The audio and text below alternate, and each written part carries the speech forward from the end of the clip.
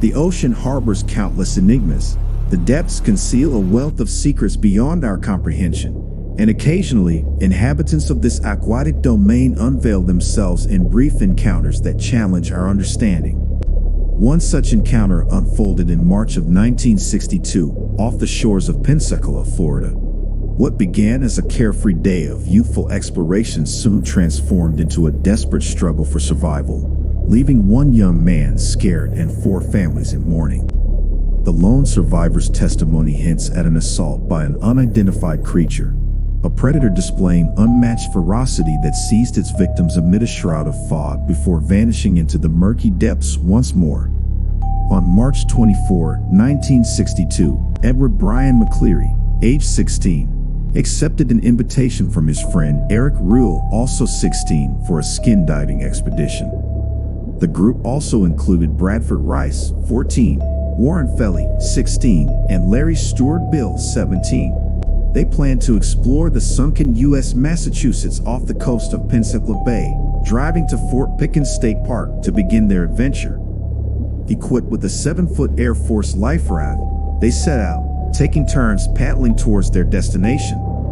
However, as they ventured further, a storm brewed, causing rough seas and pushing their raft away from shore. Despite their efforts, the boys struggled against the waves, desperately seeking help from passing boats.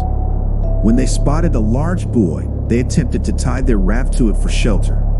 But a powerful riptide pulled them under, narrowly escaping its grasp.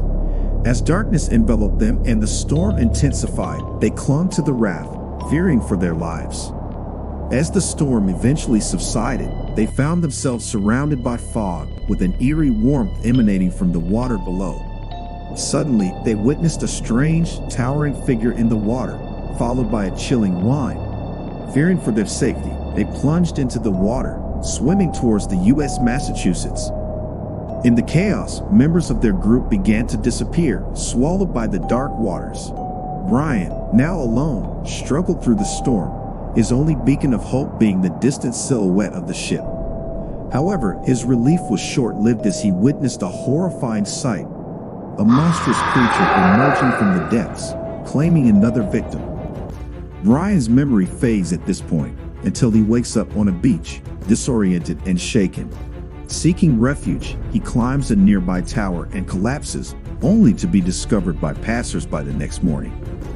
According to reports, Brian drifted and swam for over 2 miles, although Coast Guard and Navy rescue teams estimated it to be closer to 5 miles. Medical professionals at the naval base revealed that Brian had been in the water for over 12 hours. During interviews with reporters, Brian was informed that they wouldn't mention the sea serpent in their stories, believing it was best to avoid discussing it altogether.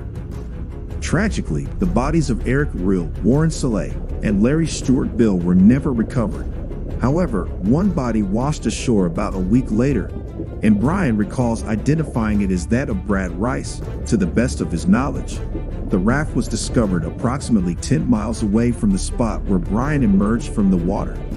A helicopter from the Naval Air Station picked him up around 7:45 a.m. on Sunday, March 5, 1962, near Fort McRae. Brian had sought refuge in an old gun emplacement during the early morning hours.